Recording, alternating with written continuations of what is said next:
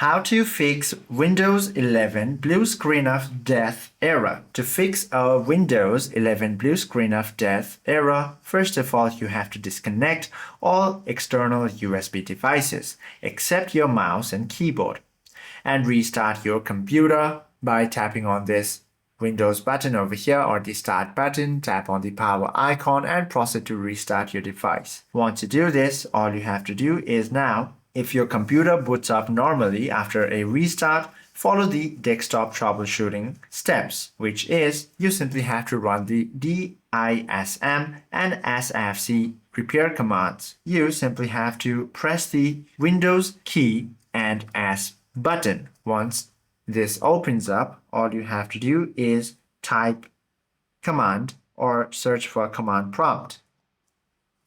Now, once you open this, all you have to do is